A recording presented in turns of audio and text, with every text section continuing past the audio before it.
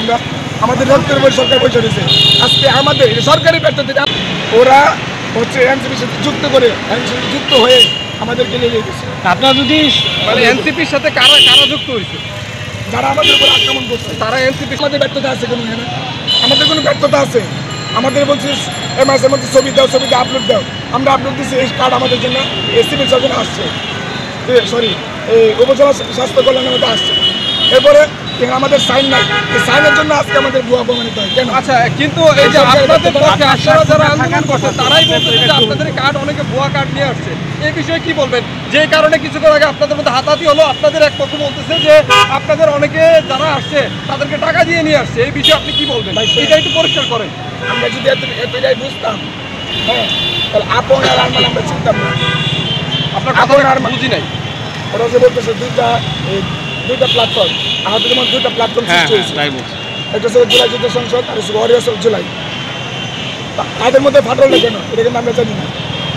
আপনার ওরা যারা বলতেছে তাদের ডাকে কেন আসলাম আমরা? আপনারা ডাকবেন, আমরা যদি না আসি তাহলে আমাদেরকে বলবেন। আপনি কোথা থেকে আসছেন? কিশোরগঞ্জ জেলা কে নিয়ে আসছে আপনাকে? কে নিয়ে আসছে? আমরা প্রশ্ন উত্তর গ্রুপ আছে, আপন ভাই বলতে অনেক অ্যাডমিন আছে। কি বলে আনছে? কি বলে আনছে? আমাদের সমস্যাটা এই জায়গা, আমরা এনসিপির সাথে যুক্ত না।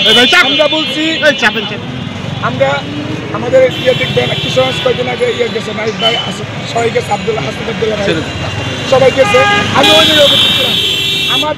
আমি ব্যক্তিগতভাবে দল করতে পারি, বিএনপি করতে পারি, এনসিপি করতে পারি, জামাত করতে পারি। কি বলে আনা হচ্ছে এই প্রশ্ন? আমরা এখানে আহত প্ল্যাটফর্মে আইসা আমরা কোনো রাজনৈতিক দলের সাথে যুক্ত না, এটা আমরা আপনারা জানেন, আমরা আগে ক্লিয়ার করছি। হ্যাঁ, ওরা হচ্ছে এনসিপির সাথে যুক্ত হয়ে আমাদেরকে নিয়ে গেছে। আপনারা যদি মানে এনসিপির সাথে কারা যুক্ত হয়েছে, যারা আমাদের উপর আক্রমণ করছে তারা এনসিপির সাথে যুক্ত হয়েছে, এটা কিভাবে বলতে পারলেন যে তারা এনসিপির সাথে যুক্ত হয়েছে? হ্যাঁ, এই তোমার দায়িত্ব বলে। এটা কিভাবে বললাম, কারণ হাসান আব্দুল্লাহ ভাই আরও এনসিপি যারা আছেন ওরা বলছে 3 তারিখ আন্দোলন করবে।